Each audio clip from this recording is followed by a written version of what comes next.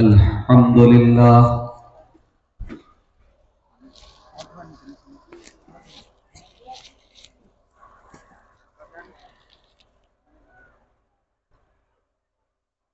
نحمده ونستعينه ونستغفره ونعوذ بالله من شرور أنفسنا ومن سيئات أعمالنا من يهده الله فلا مضل له ومن يضلل فلا هادي له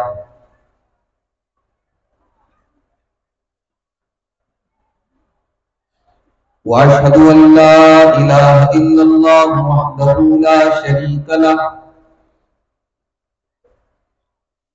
وأشهد أن محمدا عبده ورسوله يا أيها الذين آمنوا اتقوا الله حق تقاته ولا تموتن إلا وأنتم مسلمون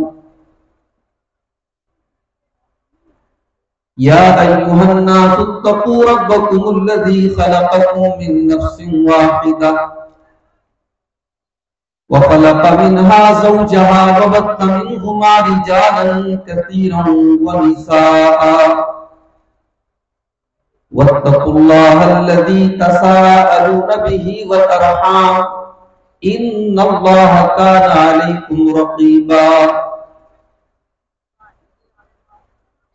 يا أيها الذين آمنوا اتقوا الله وقولوا قولا سديدا يصلح لكم أعمالكم ويغفر لكم ذنوبكم ومن يطع الله ورسوله فقد فاز فوزا عظيما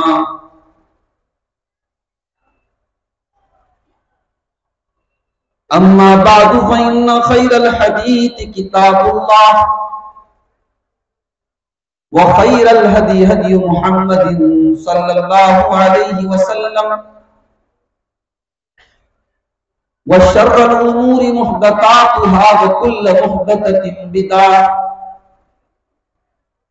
وكل بدعة ضلالة وكل ضلالة في النار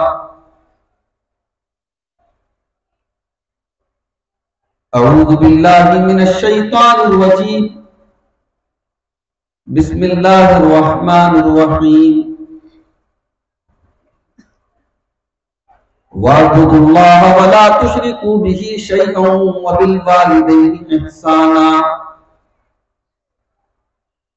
وبذي القربى واليتامى والمساكين والجار ذي القربى والجار الجنب والصاحب بالجنب وابن السبيل وما ملكت أيمانكم إن الله لا يحب من كان مختالا فخورا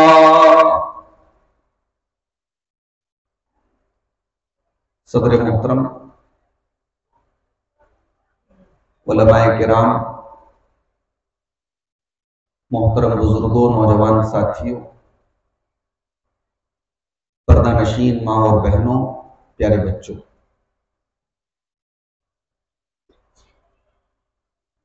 رگے پورا میں یہ لگاتار دوسری مرتبہ پروگرام میں حاضر ہونے کا موقع ملا ہے۔ بڑی دیر سے آپ مختلف علماء کے بیانات سماعت فرما رہے تھے۔ میرے بعد بھی بڑی اہم تقریر ہونی ہے اور بہار کی سرزمین پر پہلی مرتبہ تشریف لا رہے ہیں ہمارے بڑے انتہائی محترم ہماری جماعت کے عالم دین شیخ عبدالحسیب المدنی حفظہ اللہ، جو غالباً ارریہ سے تشریف لا رہے ہیں۔ ارریہ ایک پروگرام میں وہ تھے، راستے میں ہیں، کچھ دیر میں شاید وہ پہنچ جائیں گے، ان کا بھی خطاب میرے بعد انشاءاللہ۔ مجھے جس عنوان کے اوپر گفتگو کرنی ہے، جس ٹاپک پر، جس وشے پر کچھ بولنا ہے، وہ بڑا ہی اہم ٹاپک ہے۔ اور جتنا اہم وہ ٹاپک ہے اتنی ہی زیادہ اس کے سلسلے میں لاپرواہی. معاشرے میں، سماج میں جب ہم دینداری کی بات کرتے ہیں، ہم دیندار کس کو مانتے ہیں؟ بھئی آپ سے میں پوچھوں کہ آپ کے گاؤں میں دیندار کون ہیں؟ پہلی نظر میں دینداری کا جو معیار ہے ہمارا، جو اسٹینڈرڈ ہے ہمارا، ہم دیکھتے ہیں کہ انسان نمازی ہے کہ نہیں. 5 ٹائم کا نمازی ہے، چہرے پر شرعی داڑھی ہے، پیشانی پر سجدے کا نشان ہے. ہاں بھائی یہ دیندار ہے. یہی تو ہے، غلط بھی نہیں ہے. کلمہ پڑھنے کے بعد، اسلام لانے کے بعد سب سے پہلی عبادت، سب سے اہم عبادت نماز. نماز دینداری کی بہت بڑی نشانی ہے، مگر نماز کافی نہیں ہے. کیوں؟ کیونکہ اسلام صرف عبادات کا نام نہیں ہے. اسلام اس کا نام نہیں ہے کہ آپ 5 ٹائم اللہ کے گھر میں آ کر کے اللہ کی بارگاہ میں سر تو جھکا رہے ہیں، مگر آپ کا اخلاق لوگوں کے ساتھ، آپ کا کہ معاملات لوگوں کے ساتھ، آپ کا لین دین لوگوں کے ساتھ اسلام کے خلاف ہے. آپ بے ایمانی کر رہے ہیں، لوگوں کا حق مار رہے ہیں. لیکن نماز 5 ٹائم کی پڑھ رہے ہیں تو آپ دیندار نہیں ہیں، اس لیے کہ آپ نے اللہ کا تو حق ادا کر دیا. لیکن اسلام کا ایک بہت بڑا حصہ حقوق العباد کا بھی ہے میرے پیارے صاحب. اسلام اگر اس بات کا نام ہے کہ آپ نماز پڑھیے، آپ روزہ رکھیے، آپ زکوٰۃ ادا کیجیے، آپ حج کیجیے، اگر اسلام ان تمام چیزوں کا نام ہے تو اسلام اس کا بھی نام ہے کہ آپ اپنے ماں باپ کا حق ادا کیجیے، آپ اپنی اولاد کا حق ادا کیجیے، آپ اپنے بچوں کا حق ادا کیجیے، اپنے پڑوسیوں کا حق ادا کیجیے، اپنے رشتہ داروں کا حق ادا کیجیے. کسی کا حق نہ ماریے، کسی پر ظلم نہ کیجیے، کسی کو زبان سے تکلیف نہ دیجیے، کسی کے ساتھ بے ایمانی نہ کیجیے، کسی کے ساتھ ناانصافی نہ کیجیے. اور یہی وہ چیز ہے جس کو شریعت میں حقوق العباد پڑھا ہے. سورہ نساء کی آیت نمبر 36، آیت نمبر 36 میں نے آپ کے سامنے پڑھی ہے. یہ آیت ہمیں اور آپ کو اسلام کے ایک مکمل کانسیپٹ بتاتی ہے کہ اسلام کہتے کس چیز کو. اس آیت میں اللہ تعالیٰ نے اپنا حق بیان کرنے کے بعد بندوں کے حقوق بیان کیے ہیں، اور 10 حقوق اللہ تعالیٰ نے اس ایک آیت کے اندر بیان کیے. وَاعْبُدُوا اللَّهَ وَلَا تُشْرِكُوا بِهِ شَيْئًا. اللہ کی عبادت کرو، تم اللہ کے ساتھ کسی کو شریک نہ کرو، شرک نہ کرو. سب سے بڑا گناہ شرک ہے. جب ہماری اور آپ کی غیرت یہ برداشت نہیں کرتی کہ سامان ہمارا ہو کوئی دوسرا استعمال کرے، بیوی ہماری ہو کسی اور کو دیکھے، ہماری غیرت گوارا نہیں کرتی ہے، تو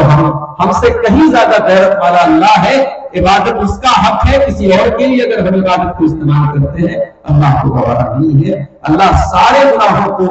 معاف کر دے گا، شرک کو معاف نہیں کرے گا. اگر انسان شرک کر کے گیا ہے بغیر توبہ کیے، اللہ کے یہاں معافی نہیں ہے، امپاسبل ہے، ناممکن ہے. اللہ کا اعلان ہے معاف نہیں کرے. اس لیے سب سے خطرناک چیز شرک ہے، اس سے ہمیں اور آپ کو بچنا چاہیے. وَاعْبُدُوا اللَّهَ وَلَا تُشْرِكُوا بِهِ شَيْئًا. اللہ کی عبادت کرو، اللہ کے ساتھ تم شرک نہ کرنا، اللہ کے ساتھ کسی کو شریک نہ کرنا. وَبِالْوَالِدَيْنِ إِحْسَانًا. اور اپنے ماں باپ کے ساتھ، اپنے ماتا پتا کے ساتھ، اپنے والدین کے ساتھ تم اچھا سلوک کرتے رہنا. دیکھیے یہ ہے حقوق العباد میں سب سے پہلے اللہ نے ماں باپ کا ذکر کیا. اس لیے کہ اللہ تعالیٰ نے پیدا تو ہم کو کیا ہے، خالق تو اللہ تعالیٰ ہے، لیکن پیدا کرنے کا سبب اس نے ہمارے ماں باپ کو بنایا ہے۔ 9 مہینے اپنے پیٹ میں رکھنے والی ماں ہے، اپنے خون پسینے کے ذریعے کما کر کے لانے والا باپ ہے، اپنے گیلے بستر پر خود سو جانے والی، بچے کے گیلے بستر پر خود سو جانے والی اور خود بچے کو سوکھے بستر پر سلانے والی ماں ہے، اپنے خون جگر کو دودھ کی شکل میں اپنے بچے کو پلانے والی ماں ہے، اپنی زندگی کے سکھ دکھ کو اپنے بچے کے لیے قربان کر دینے والا باپ ہے۔ سب سے پہلے ان کا حق ہے وَبِالْوَالِدَيْنِ إِحْسَانًا، اپنے والدین کے ساتھ تم اچھا سلوک کرتے رہنا۔ ہمارے پاس سوال آتے رہتے ہیں، شیخ صاحب میرے والد صاحب میرے ساتھ بڑا غلط کر رہے ہیں، مجھے انہوں نے پراپرٹی میں میرے ساتھ ناانصافی کی، جائیداد میں مجھے حصہ نہیں دیا، میں اپنے والد سے بات نہیں کرتا، کیا میرا ایسا کرنا درست ہے کہ نہیں درست؟ کتنی اولاد ہے ماں نے کبھی کوئی جملہ بول دیا، غصے میں آ کے ماں سے بات چیت کرنا بند، زندگی بھر ماں سے بات نہیں کرتا۔ یاد رکھو میرے پیارے ساتھیوں، آپ کے ماں باپ اگر آپ کے ساتھ کچھ غلط کرتے ہیں وہ اس کے ذمہ دار ہوں گے، اللہ کو جواب دیں گے، مگر آپ کو اس بات کی اجازت نہیں ہے۔ اگر آپ کے ماں باپ آپ کے ساتھ غلط کرتے تب بھی آپ کو اس بات کی اجازت نہیں ہے کہ آپ ماں باپ کے ساتھ قطع تعلقی کر لیں، آپ رشتہ توڑ لیں، آپ بات چیت کرنا بند کر دیں۔ اگر والدین غلط بھی ہے تب بھی آپ کو ان کا حق ادا کرتے رہنا ہے۔ اللہ نے فرمایا وَوَصَّيْنَا الْإِنسَانَ بِوَالِدَيْهِ، ہم نے انسان کو حکم دیا کہ اپنے ماں باپ کے ساتھ اچھا سلوک کرے۔ حملته أمه وهنا على وهن وفصاله في عامين، اس کی ماں نے تکلیف در تکلیف اپنے پیٹ میں اس کو رکھا ہے اور 2 سال تک اس کو دودھ پلایا ہے۔ ان اشکر لی ولوالدیک الی المصیر، ہم نے انسان کو حکم دیا کہ تو ہمارا بھی شکریہ ادا کر اور اپنے ماں باپ کا بھی شکریہ ادا کر۔ وَإِن جَاهَدَاكَ عَلَىٰ أَن تُشْرِكَ بِهِ وَإِن جَاهَدَاكَ عَلَىٰ أَن تُشْرِكَ بِي مَا لَيْسَ لَكَ بِهِ عِلْمٌ فَلَا تُطِعْهُمَا، اگر تیرے ماں باپ تجھے شرک کرنے کا حکم دیں، اگر اللہ کے ساتھ شرک کرنے کا حکم دیں، دنیا کا سب سے بڑا گناہ شرک ہے، اگر تیرے ماں باپ تجھے شرک کرنے پر مجبور کریں تب بھی تو اپنے ماں باپ کی بات کو مت ماننا، تو شرک کو مت کرنا، فلا تطیعہما، تو ان کی بات مت ماننا، وصاحبہما فی الدنیا معروفا، لیکن اپنے ماں باپ کے ساتھ دنیا میں اچھا سلوک کرتے رہنا، ان کو تکلیف نہ پہنچانا، ان کا حق مت مارنا۔ اگر ماں باپ شرک کرنے کا بھی حکم دے گئے تب بھی آپ کو ماں باپ کا حق ادا کرتے رہنا، اور خاص طور سے جب ماں باپ بڑھاپے کو پہنچ جائے، زندگی کا یہ وہ اسٹیج ہوتا ہے جب انسان کا بچپن لوٹ جاتا ہے۔ جیسے انسان بچپن میں ضدی ہوتا ہے، بڑھاپے میں بھی ضدی ہوتا ہے۔ بچپن میں اس کی یادداشت کمزور ہوتی ہے، چیزوں کو بڑی مشکل سے کیچ کرتا ہے، بڑھاپے میں بھی اس کا ذہن صحیح طریقے سے کام نہیں کرتا ہے، ایک چیز کو بار بار پوچھتا ہے۔ اگر آپ کے ماں باپ بوڑھے ہو گئے، ہو سکتا ہے ان کی کچھ باتیں آپ کو بری بھی لگیں گی، ہو سکتا ہے، ممکن ہے، پاسبل ہے کہ کچھ وہ ایسی باتیں بھی کریں جو آپ کو ناگوار گزرے، بلا وجہ کی باتیں بھی ان کی زبان سے نکلیں، مگر آپ کو یہ سوچ کر کے صبر کر لینا ہے کہ جب میں چھوٹا تھا، جب میں بچہ تھا، میں نے بھی بہت اپنے ماں باپ کو ستایا اور تکلیف دی ہے، میرے ماں باپ نے صبر کیا، اور آج میں اگر جوان ہوں اور میرے ماں باپ بوڑھے ہیں تو میرا فرض ہے کہ میں ان کے ساتھ اچھا سلوک کروں، اس بڑھاپے میں ان کو تکلیف نہ پہنچے۔ قرآن کا 15واں پارہ اٹھائیے، وَقَضَىٰ رَبُّكَ أَلَّا تَعْبُدُوا إِلَّا إِيَّاهُ وَبِالْوَالِدَيْنِ إِحْسَانًا، آپ کے پروردگار کا حکم ہے کہ اللہ کے علاوہ کسی اور کی عبادت نہ کرنا اور اپنے ماں باپ کے ساتھ اچھا سلوک کرتے رہنا۔ اما یبلغن عندک الکبر احدہما او کلاہما فلا تقل لہما اف، اگر تمہارے ماں باپ میں سے کوئی ایک بوڑھا ہو جائے یا دونوں بوڑھے ہو جائیں، کوئی ایک اگر بوڑھا ہے تو وہ تو زیادہ بیچارہ پریشان رہے گا، کیونکہ جب دونوں بوڑھے ہوتے ہیں تو بوڑھا بوڑھے ایک دوسرے کے ساتھ اپنا سکھ دکھ بانٹ لیتے ہیں، لیکن ماں چلی گئی باپ بچا، باپ چلا گیا ماں بچی، تو اس بوڑھا یا بوڑھی کے پاس تو کوئی ایسا بھی نہیں ہے جس کے ساتھ وہ اپنا درد شیئر کر سکے، اپنا غم بیان کر سکے۔ اللہ نے فرمایا اما یبلغن عندک الکبر احدہما، اگر کوئی ایک بوڑھا ہو گیا یا دونوں بوڑھے ہو گئے اور تم کو مل گئے بڑھاپے کی حالت میں، تو اللہ فرماتا ہے فلا تقل لہما اف، تم ان کو اف بھی نہ کہنا، ان کو زبان سے ہلکی تکلیف بھی نہ پہنچانا، ولا تنہرہما، اور کبھی ڈانٹ کر کے جھڑک کر کے ان سے بات نہ کرنا، وقل لہما قولا کریما، ان کے ساتھ ہمیشہ ادب سے بات کرنا۔ اور اتنا ہی نہیں، آگے کیا فرمایا، وَاخْفِضْ لَهُمَا جَنَاحَ الذُّلِّ مِنَ الرَّحْمَةِ، اپنے ماں باپ کے سامنے عاجز بن جانا، جھک جانا، اپنے ماں باپ کے سامنے تکبر نہ کرنا، گھمنڈ نہ کرنا۔ تم IAS آفیسر بن گئے، تم IPS آفیسر بن گئے، تم جج بن گئے، تم وکیل بن گئے، تب بھی اپنی ماں کے پاس جب بیٹھنا تو ادب سے بیٹھنا، اپنے باپ کے سامنے بیٹھنا تو ادب سے بیٹھنا۔ وَاخْفِضْ لَهُمَا جَنَاحَ الذُّلِّ مِنَ الرَّحْمَةِ، اپنے ماں باپ کے لیے اپنی رحمت کے بازوؤں کو بچھا دینا۔ وَقُلْ رَبِّ ارْحَمْهُمَا كَمَا رَبَّيَانِي صَغِيرًا، اور یہ دعا کرتے رہنا کہ اے میرے پروردگار میرے ماں باپ پر رحم فرما جس طرح بچپن میں انہوں نے مجھے پالا ہے۔ یہ دعا پڑھتے رہنا اپنے ماں باپ کی۔ آج سماج میں کتنے لوگ ہیں جن کی وجہ سے ان کی ماں کی آنکھوں میں آنسو آتے ہیں، جن کی وجہ سے ان کا باپ راتوں کو روتا ہے۔ میرے بھائیوں، اپنی ماں باپ کی آنکھوں میں کبھی آنسو مت لانا۔ اگر آپ نے اپنے ماں باپ کو رلایا ہوگا، اپنے ماں باپ کو ستایا ہوگا، اپنے ماں باپ کو دکھ دیا ہوگا، تو اس کی جو سزا آخرت میں ملے گی، دنیا میں بھی اس کی سزا آپ کو مل جائے گی۔ اللہ کے نبی فرماتے ہیں اثنان یعجلہم اللہ فی الدنیا،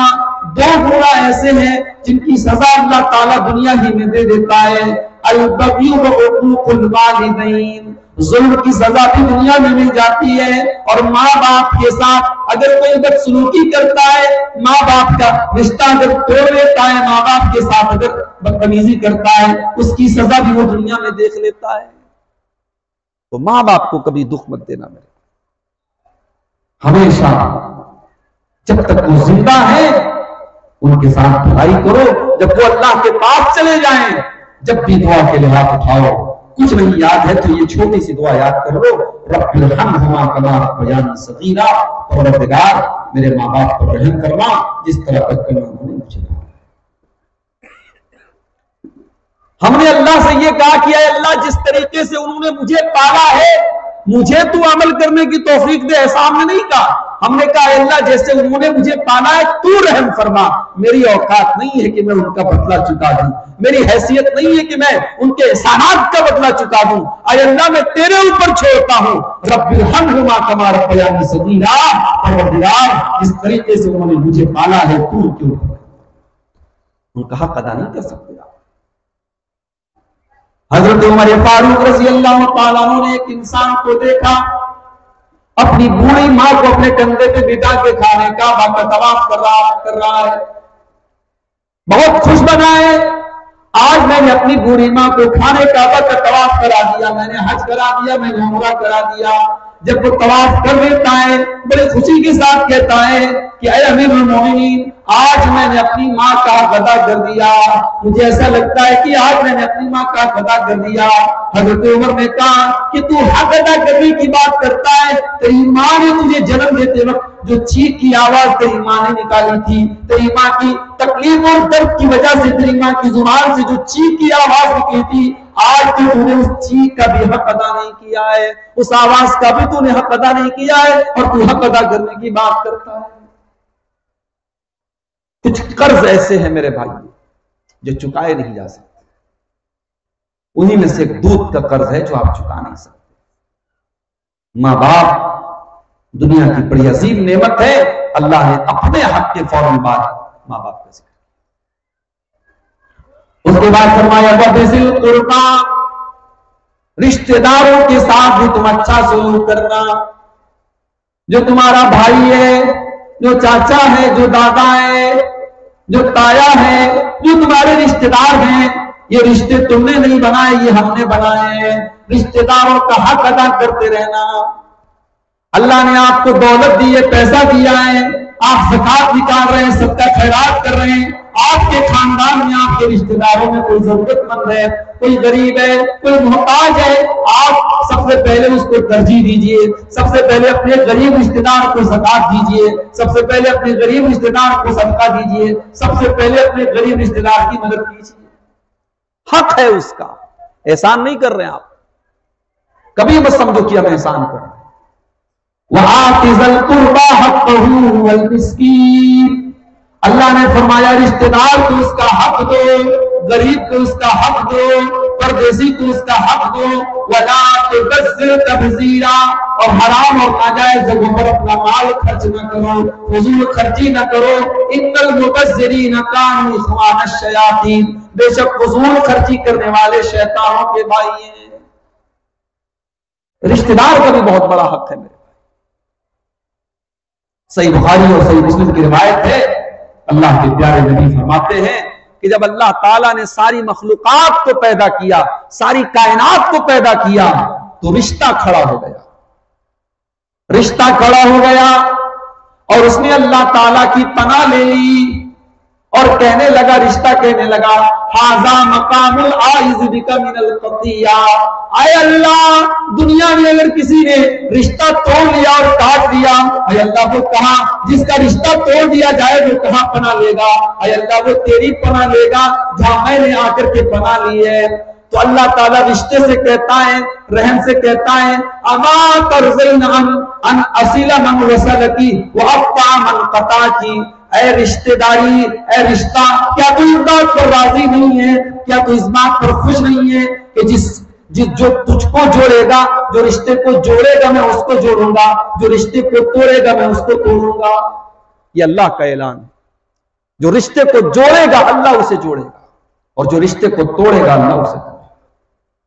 لا يدخل الجنت قاتل، اللہ کے نبی فرماتے ہیں کہ رشتہ داری کو توڑنے والا، کاٹنے والا جنت میں نہیں جائے گا۔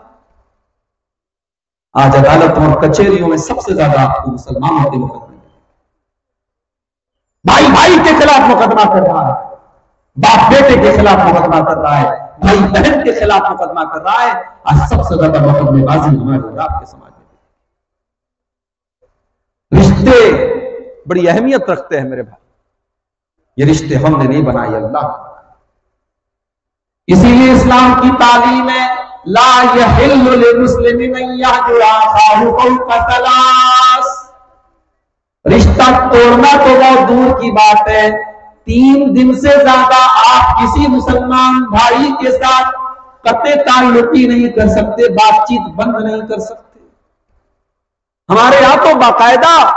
وصیت کی جاتی ہے، مرنے کے پہلے باپ کہہ کے جاتا ہے کہ میں نے زندگی بھر فلاں لوگوں سے رشتہ نہیں رکھا،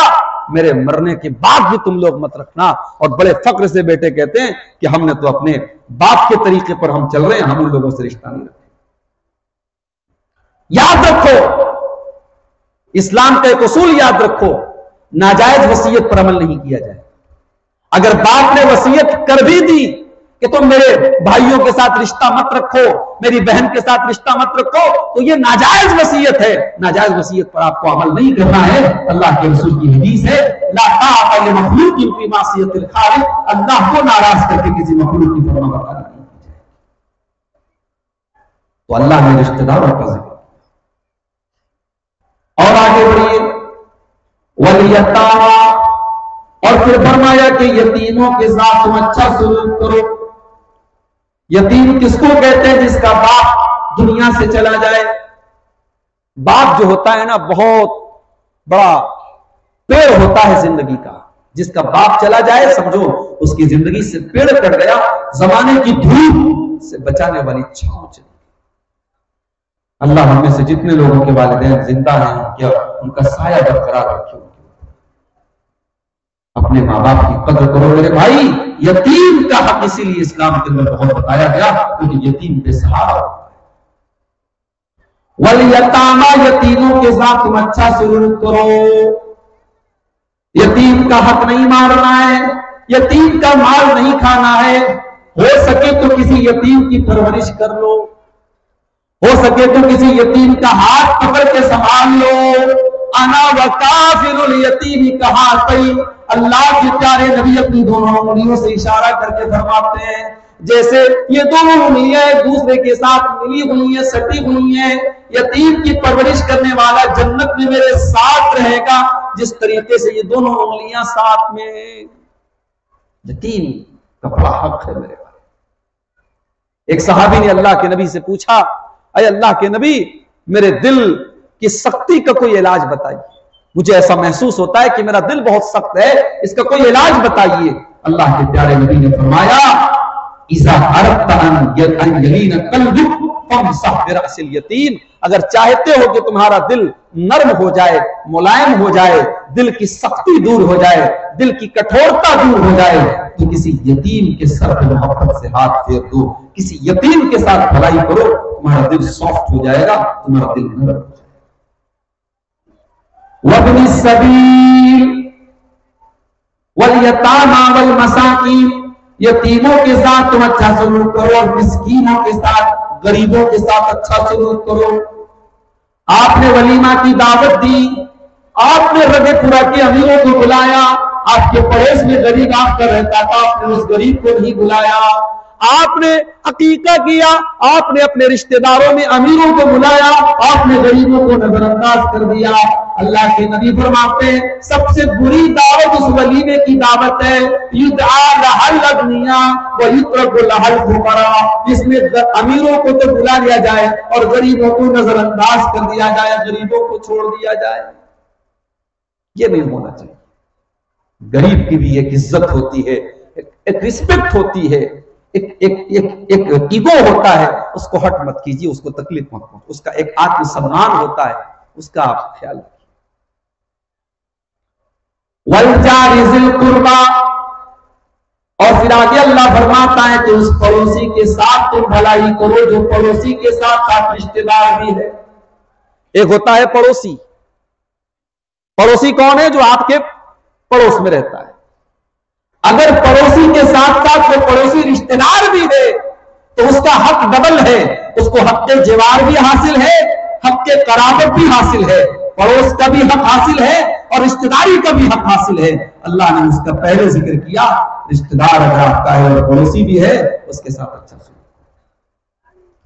والجار ذی القربى،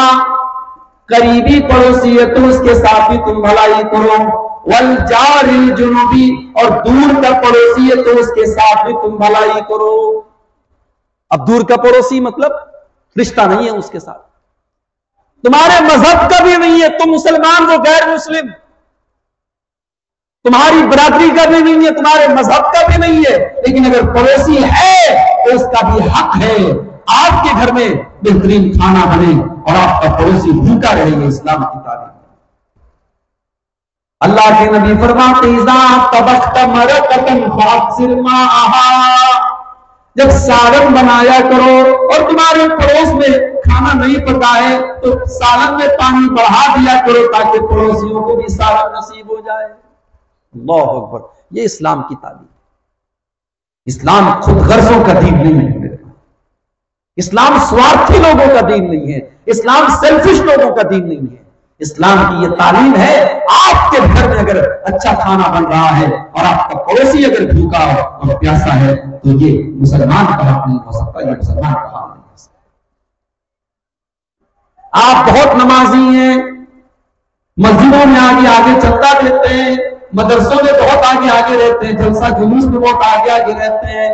لیکن اگر آپ کا پڑوسی آپ سے پریشان ہے، اللہ کے نبی فرماتے ہیں والذی نفسی بیدہ، اس اللہ کی قسم جس کے ہاتھ میں میری جان ہے، لا یؤمن من لا یامن جارہ بوائقہ، جس کا پڑوسی اس کی تکلیف اور ایذا سے محفوظ نہ رہے وہ مومن نہیں ہو سکتا۔ پڑوسی کو اگر آپ تکلیف پہنچا رہے آپ مومن نہیں ہیں، کتنی بڑی بات ہے۔ اللہ کے پیارے نبی فرماتے ہیں ما زال جبریل یوصینی بالجائی، حضرت جبریل علیہ السلام نے پڑوسی کے بارے میں اتنا حق بتایا، اتنا حق بتایا، اتنا حق بتایا، حتی ظننت انہ سیورثہ، مجھے ایسا لگا کہ کہیں پڑوسی بھی جائیداد کا وارث نہ بن جائے، کہیں پڑوسی بھی پراپرٹی کا وارث نہ بن جائے، اتنا حق بیان کیا جبریل علیہ السلام نے۔ پڑوس کا بھی بہت بڑا حق ہے، اللہ نے پڑوسی کی بھی دو قسم بیان کی، قریب کا پڑوسی ہے تب بھی، دور کا پڑوسی ہے تب بھی۔ والصاحب بالجنب، اور آپ کے ساتھ سفر کرنے والا ہم سفر بھی، اس کے ساتھ آپ اچھا سلوک کریں، چاہے ٹرین کا سفر ہے، فلائٹ کا سفر ہے، بس کا سفر ہے، ٹیکسی کا سفر ہے، رکشے کا سفر ہے، آپ کے ساتھ جو سفر کر رہا ہے، آپ کے پہلو میں جو بیٹھا ہوا ہے، اس انسان کا بھی آپ کے اوپر حق ہے، اس کو تکلیف نہ پہنچانا، اس کو دکھ نہ دینا، اس کا خیال کرنا۔ اللہ سفر کا ساتھی، اس کے ساتھ بھی آپ کو اچھا سلوک۔ وابن السبیل، اور پردیسی ہے، کوئی مسافر ہے،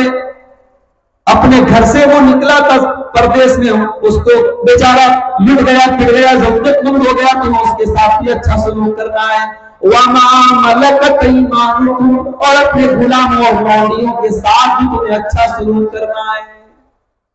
یہ سورہ نساء کی 36 نمبر کی آیت کا ترجمہ کر رہا ہوں۔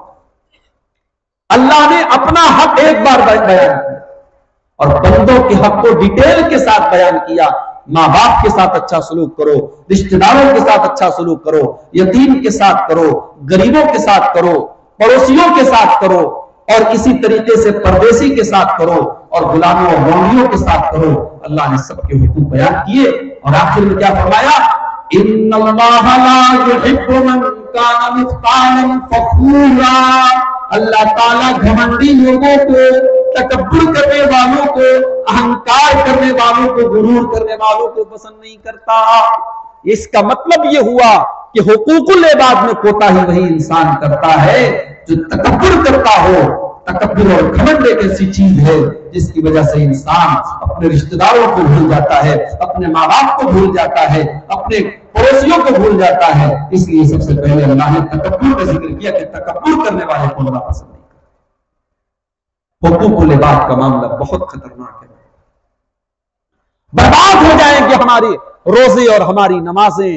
ہماری راتوں کی تہجد برباد ہو جائے گی اگر ہم نے حقوق العباد کے معاملے میں لاپرواہی کی۔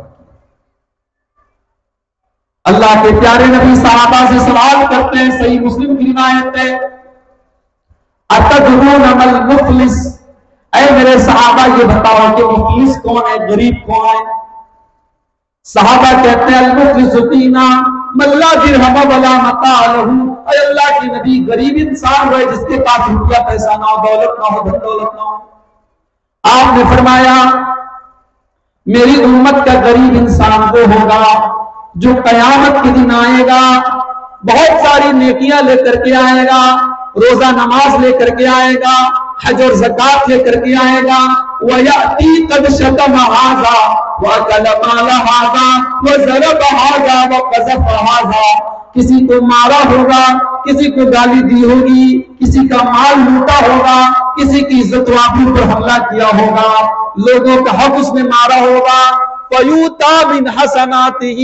اس کی نیکیوں کو اللہ تعالیٰ ان لوگوں کو بانٹ دے گا جن کا اس نے حق مارا ہوگا، جن کو اس نے مارا پیٹا ہوگا، جن کے ساتھ اس نے ظلم و زیادتی کی ہوگی، ان کو نیکیاں اس کی دے دی جائیں گی۔ روزہ دے دیا گیا، نمازیں دے دی گئیں، زکات دے دی گئی، حج دے دیا گیا، عبادتیں اس کی ختم ہو گئی۔ پھر آگے ذرا الفاظ کو حدیث میں اللہ کے نبی فرماتے ہیں اگر نیکیاں ختم ہو جائیں گی اور اس کے بعد بھی کچھ لوگ ایسے بچے ہیں جن کا اس نے دنیا میں حق مارا تھا، جن کے ساتھ اس نے غلط سلوک کیا تھا، فَذِكْرُهُ سَيِّئَاتُهُمْ، ان کے گناہوں کو، ان کی نافرمانیوں کو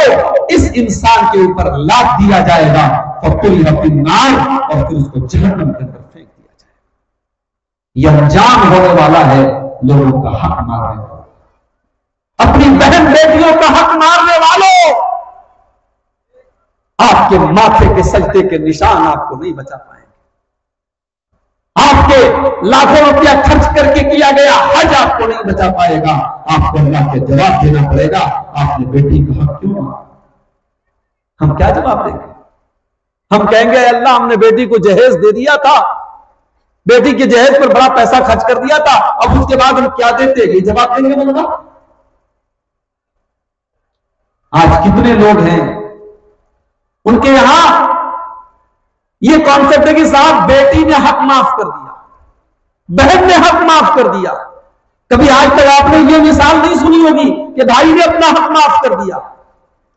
یہ حق معاف کرنے کا اور قربانی دینے کا ٹھیکہ صرف بہن نے اور بیٹی نے لے رکھا ہے۔ پھر لوگ یہ بھی کہتے صاحب بیٹی کی شادی پر ہم نے بڑا خرچ کیا ہے، اس کے جہیز پر اور اس کی شادی پر ہم نے بڑا خرچ کیا ہے۔ ذرا انصاف سے بتانا میرے بھائیوں، کیا بیٹوں کی شادی پر آپ خرچ نہیں کرتے؟ اگر آپ بیٹیوں کی شادی پر مان لو لاکھوں روپے خرچ کرتے تو کیا بیٹوں کی شادیاں فری میں ہوتی ہیں؟ بیٹوں کی شادیوں پر ہونے والا خرچ جب آپ کو یہ دلیل اور ثبوت نہیں فراہم کرتا اور آپ وہاں پر اپنے بیٹوں کو جائیداد سے محروم کرنے کی دلیل اس کو نہیں بناتے، تو اپنی بیٹیوں کو ان کے ترقی اور وراثت سے محروم کرنے کی دلیل آپ جہیز کو اور شادیوں پر ہونے والے خرچ کو کیوں بناتے؟ بڑا خطرناک معاملہ ہے میرے بھائی، بولے بات نیکیوں کا پہاڑ لے کر کے آیا تھا، روزہ نماز زکات اور حج لے کر کے آیا تھا، کلاش مفلس بن گیا، اس کی نیکیاں دوسروں کو دے دی گئی اور دوسروں کے گناہ اس کے سر پر رکھ دیے گئے اور اس کو جہنم کے اندر پھینک دیا گیا۔ اسی لیے اللہ کے نبی فرماتے ہیں، صحیحین کی روایت ہے، بخاری اور مسلم کی روایت ہے، من کانت عنده مظلمۃ لاخیہ، اگر کسی نے اپنے بھائی کے اوپر ظلم و زیادتی کی ہے، کسی کا حق مارا ہے، کسی کے ساتھ کچھ غلط کیا ہے، فَلْيَتَحَلَّلْ مِنْهُ، تو جہاں تک ممکن ہو سکے اس حق کو معاف،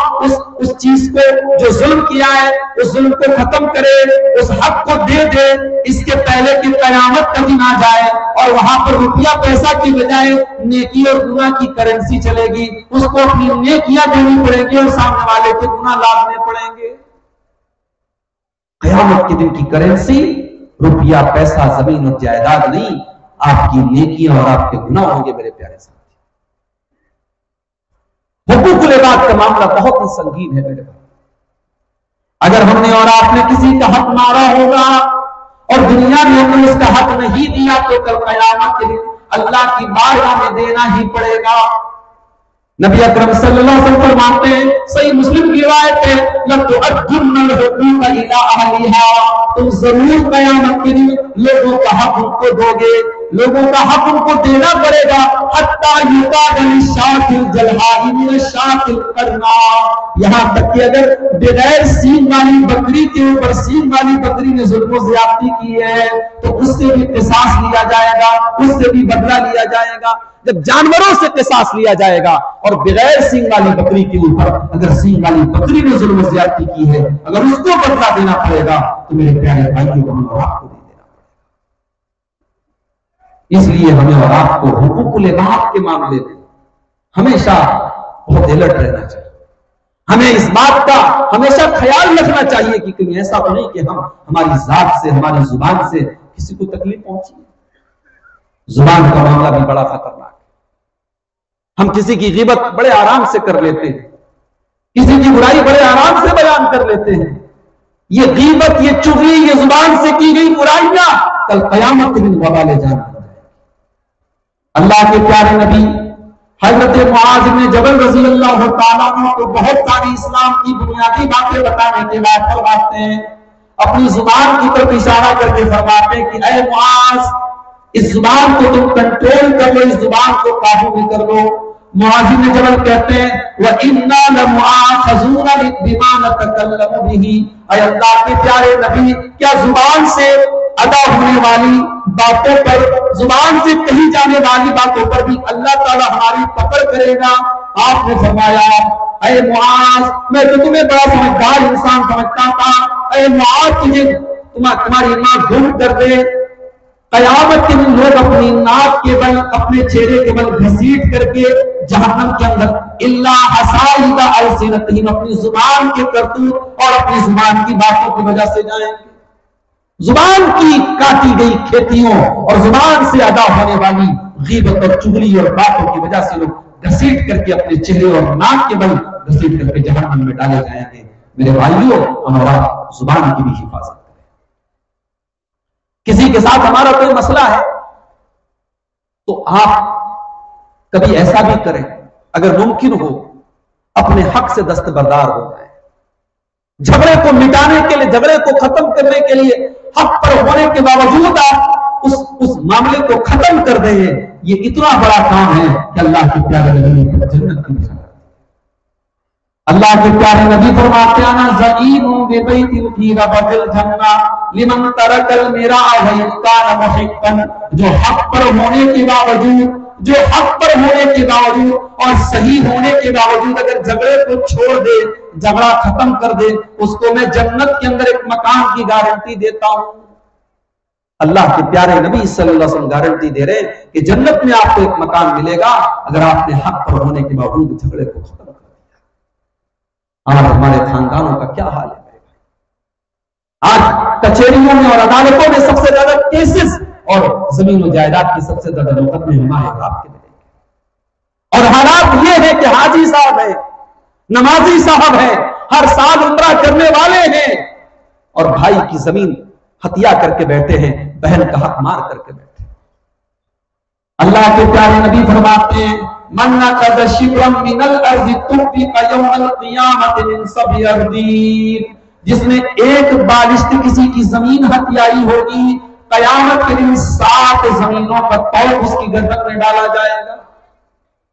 7 زمینوں کا توق بنا کر کے اس کی گردن میں ڈالا جائے گا اگر ایک بالشت اس نے کسی کی زمین ہتھیائی ہے۔ یہ حقوق العباد کا میٹر ہے، یہ اتنا اہم میٹر ہے کہ اللہ کے پیارے نبی صلی اللہ علیہ وسلم اپنی آخری وصیتوں میں آپ نے اپنی امت کو جن باتوں کی وصیت کی ہے اس میں حقوق العباد کی تھی۔ ام سلمہ رضی اللہ تعالیٰ عنہ فرماتی ہیں اللہ کے پیارے نبی اپنی وفات کے پہلے کچھ الفاظ اپنی زبان سے نکال رہے تھے، وما یفید بہا لسانہ، اور لڑکھڑاتی ہوئی زبان سے آپ جو باتیں کہہ رہے تھے، صاف صاف آپ کے منہ سے وہ الفاظ نہیں نکل رہے تھے۔ آپ نے فرمایا الصلاۃ الصلاۃ وما ملکت ایمانکم، اے میری امت کے لوگوں نماز کی پابندی کرتے رہنا اور اپنے غلاموں، اپنے ماتحتوں، اپنے نوکروں کے بارے میں اللہ سے ڈرتے رہنا۔ یہ بھی بہت بڑا مسئلہ ہے۔ اگر آپ کے ماتحت کوئی ہے، آپ کے انڈر میں کوئی کام کرتا ہے، آپ اس کے باس ہیں، اس کے مالک ہیں، اس کے ساتھ آپ کا سلوک کیسا ہے اسلام وہاں پر بھی پرکھا جاتا ہے۔ اگر آپ اپنے ماتحتوں، اپنے نوکروں اور اپنے ملازموں کے ساتھ اگر بدسلوکی کرتے ہیں اور ان کو غلام بنا کے رکھتے ہیں تو معاف کیجیے، اسلام کی تعلیم، اسلام کی تعلیم تو یہ ہے کہ اگر آپ کے گھر میں کھانا پکانے والا باورچی بھی ہے تو اللہ کے پیارے نبی فرماتے ہیں کہ اس کھانے میں سے اس کو بھی کھلاؤ، اس نے گرمی برداشت کی ہے، اس نے کھانے پکانے کی تکلیف کو برداشت کیا ہے، اس میں سے اس کو بھی اس کو کھلاؤ۔ اور غلاموں کے بارے میں اللہ کے نبی فرماتے ہیں اخوانکم خولکم، تمہارے خادم اور نوکر تمہارے بھائی ہیں۔ یہ تو اللہ کا احسان ہے کہ اللہ نے ان کو ان کے اوپر بنایا، ان کو تمہارے انڈر میں بنایا۔ اگر کوئی تمہارا خادم اور نوکر ہے تو اس کے ساتھ کوئی ایسا سلوک مت کرو، اس کے اوپر ایسا بوجھ مت ڈالو جو اس کی طاقت کے باہر ہے۔ تو حقوق العباد کے معاملے میں میرے بھائیوں، ہمیں اور آپ کو جس طریقے سے حقوق اللہ کے معاملے میں حساس ہیں، حقوق العباد کے معاملے میں بھی حساس ہونا چاہیے۔ جس طریقے سے ہم یہ سمجھتے ہیں کہ نماز چھوڑنے والا گنہگار ہے اور خود جو نماز نہیں پڑھتا اسے یہ احساس ہوتا ہے کہ میں گناہ کر رہا ہوں، اسی طریقے سے اگر کوئی اپنے ماں باپ کے کے ساتھ بدسلوکی کر رہا ہے، اپنی اولاد کے ساتھ ناانصافی کر رہا ہے، اپنے رشتہ داروں کے ساتھ ان کا حق مار کے بیٹھا ہے یا ان کے ساتھ قطع تعلقی کر کے بیٹھا ہے، اس کو اس بات کا احساس ہونا چاہیے کہ ہاں میں گناہ کر رہا ہوں، میں بہت بڑا غلط کام کر رہا ہوں، اور اسے جتنا جلدی ممکن ہو صرف توبہ نہیں کرنی چاہیے بلکہ جس کا اس نے حق مارا ہے اس کو اس کا حق دے دینا چاہیے، ورنہ کل ہماری آخرت برباد ہو جائے گی، ہماری نیکیاں برباد ہو جائیں گی۔ اللہ سے دعا ہے رب العالمین ہم سب کو حقوق اللہ کے ساتھ ساتھ حقوق العباد کی بھی فکر کرنے کی توفیق عطا فرمائے۔ رب العالمین ہم میں سے جتنے لوگوں کے والدین زندہ ہیں انہیں اپنے والدین کی قدر کرنے کی، ان کی خدمت کرنے کی، ان کے حقوق کو ادا کرنے کی توفیق عطا فرمائے۔ جن لوگوں کے والدین دنیا سے چلے گئے ہیں ان کے حق میں ان کی اولاد کو دعا کرنے کی اور ان کے حق میں جو